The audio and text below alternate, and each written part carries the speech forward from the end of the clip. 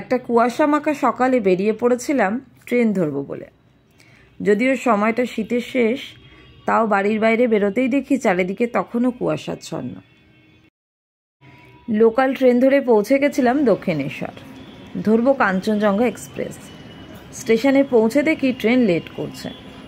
কুয়াশার কারণে এই সময়টা ট্রেন একটু লেটে চলে। আজকের জার্নি ব্লগটা শুরু করলাম দক্ষিণেশ্বর স্টেশন থেকে। 13173 শিয়ালদহ সাবরুম কাঞ্চনজঙ্ঘা এক্সপ্রেসের জেনারেল বগি। আজকে এক্সপিরিয়েন্স হবে জেনারেল বগির একটা লং জার্নি।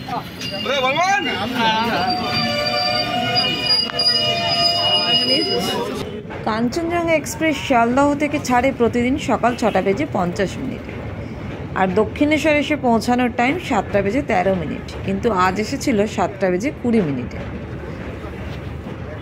এই সময় পাশ দিয়ে চলে যাচ্ছে 13150 কাঞ্চনকন্যা এক্সপ্রেস। এই ট্রেনের প্রথম স্টপেজ দক্ষিণেশ্বর।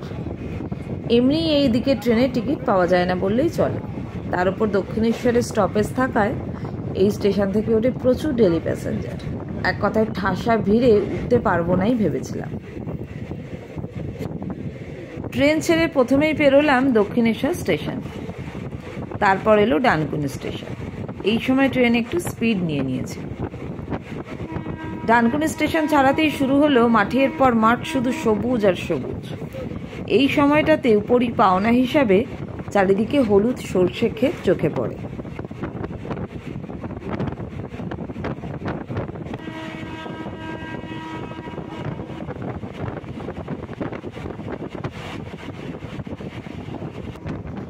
আর আমাদের ট্রেন একে একে তারপর মশাগ্রাম জংশন, শক্তিগড় এইসব পেরিয়ে ঢুকে পড়ল বর্ধমান স্টেশনে।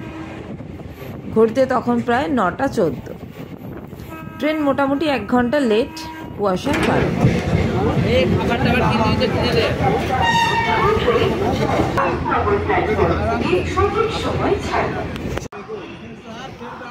বর্ধমান স্টেশনে এসে চোখে পড়ল এখানেও একটা কেবল স্টেট ফ্লাইওভার তৈরি হয়েছে।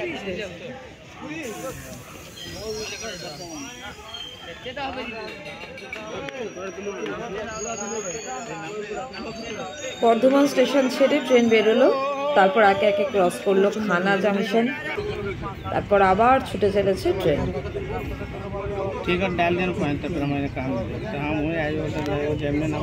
এরপর নদী গাছপালা দেখতে দেখতে পৌঁছে গেলাম পরের স্টপেজ বোলপুর শান্তিনিকেতনে। আর এখন আমরা ঢুকে পড়েছি বাঁকুড়া ডিস্ট্রিক্টে। বাঁকুড়া মানেই কিন্তু লাল মাটি। এবার এখানে জেনারেল বগির একটা এক্সপিরিয়েন্স তোমাদের সাথে শেয়ার করব। আমি একবার বোলপুর স্টেশনে নেমেছিলাম ভিডিও করার। তারপর দেখি এত ভিড় উঠছে যে ভিডিও ছেড়ে তাড়াতাড়ি উঠে পড়লাম ট্রেনে।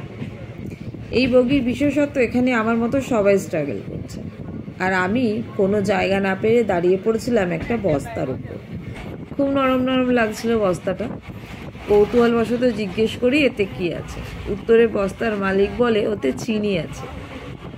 শুনে তখন আমার মনে হয়েছিল এরই নাম জেনারেল বগি। দেখতে পাচ্ছেন 9:58 আর এসে পৌঁছালাম সাঁইথিয়া জাংশনে। উঠে পড়ছি, মাত্র 2 মিনিটের স্টপেজ আছে এখানে। কি হয়েছে? রামপুরহাট। কি হয়েছে? আবে কেন, কি হয়েছে? তাহলে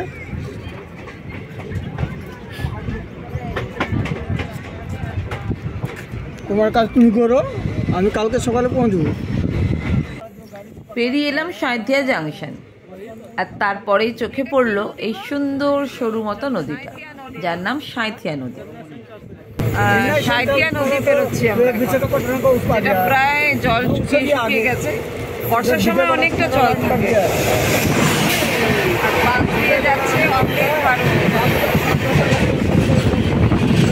বাস দিয়ে বেরিয়ে যাচ্ছে 13434 অমৃত ভারত এক্সপ্রেস।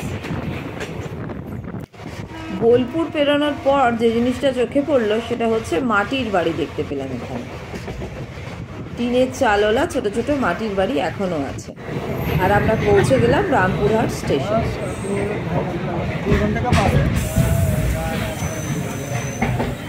11:24 পৌঁছে গেলাম রামপুরহাট। আর আমি অভিজ্ঞতা নিচ্ছিলাম জেনারেল বগির, যদিও ততক্ষণে একটা বসার জায়গা জোগাড় হয়ে গেছে। টানা 3 ঘন্টা দাঁড়িয়েছিলাম, তারপর অবশেষে পেয়েছিলাম বসার জায়গা, আর পেয়েও গেছিল খুব জোর খিদে।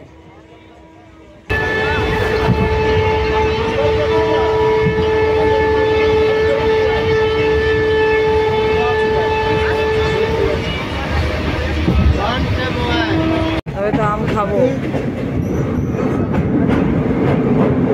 এটা কি নদী আছে?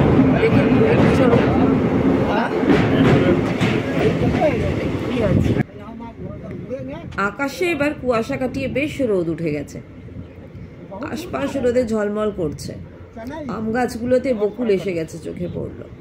ঢুকছে, সামনে আসছে এনটিপিসি।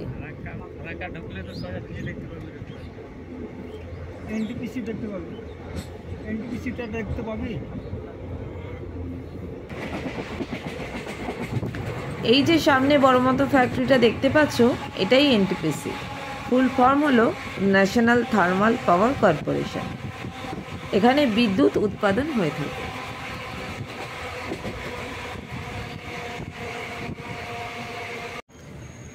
আমরাও ঢুকে পড়লাম নিউ ফারাক্কা জংশন স্টেশনে। এবার কিন্তু একটা দারুণ জিনিস দেখার আছে। এই জার্নির শুরু থেকেই এটার জন্য অপেক্ষা করে আছি।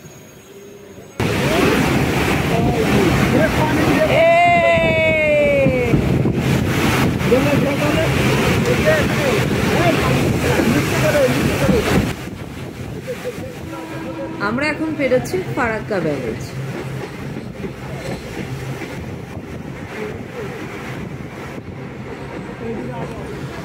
এবার শুধু চারিদিকে চোখে পড়লো আমের গাছ।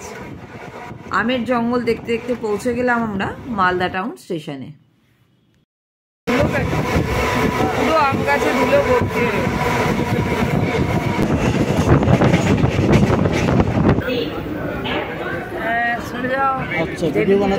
তুলে নি।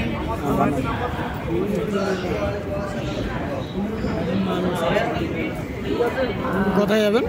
নেমে পড়লাম মালদা টাউনে। মোটামুটি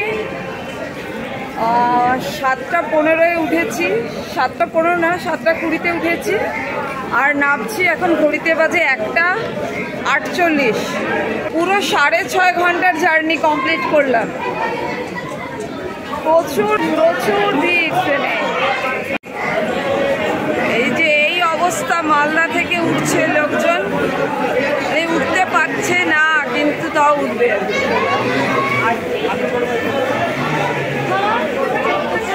এই এত লোক সব উঠবে। Kanchenjunga express Malda town station ছেড়ে বেরিয়ে যাচ্ছে।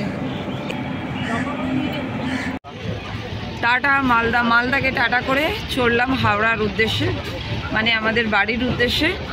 এটা হচ্ছে কাটিয়ার হাওড়া। কাটিয়ার হাওড়া 6:20 ছাড়লো মালদা থেকে।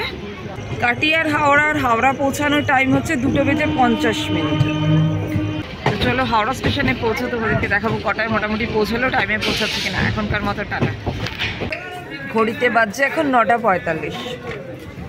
আর এই মুহূর্তে ক্রস করছে আমাদের কাটিয়ার হাওড়া আজিমগঞ্জ জাংশন। আচ্ছা, শুধু যারা খাবার দাবার বিক্রি করে তারাই রয়েছে প্রচুর পরিমাণে, তাছাড়া সেরকম কোনো লোকই নেই স্টেশনে, পুরো ফাঁকা স্টেশন।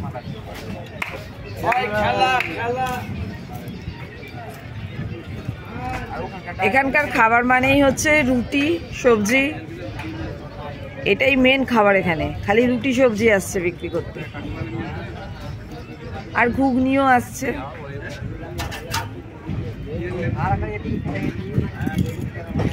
তো চলো দেখা যাক পরের স্টেশনটা আবার কটার সময় আসে। প্রচুর স্টপেজ এই গাড়িতে। ক্রস করে যাচ্ছি আজিমগঞ্জ জাংশন। যাই হোক ফাইনালি পৌঁছেছি হাওড়া স্টেশন। ট্রেন এসে গেল। 2:50 জায়গায় 2:20 পৌঁছে দিয়েছে, এটাই ভাবা যাচ্ছে না আর কি। ঘুমাচ্ছিলাম প্রচণ্ড, হঠাৎ দেখি হাওড়ায় ঢুকে পড়েছে। যাক ভালোই হয়েছে, বাড়িতে এখন কি করে ফিরবো দেখি। চলো টাটা, আজকের মতো দেখা হবে আবার অন্য ভিডিও।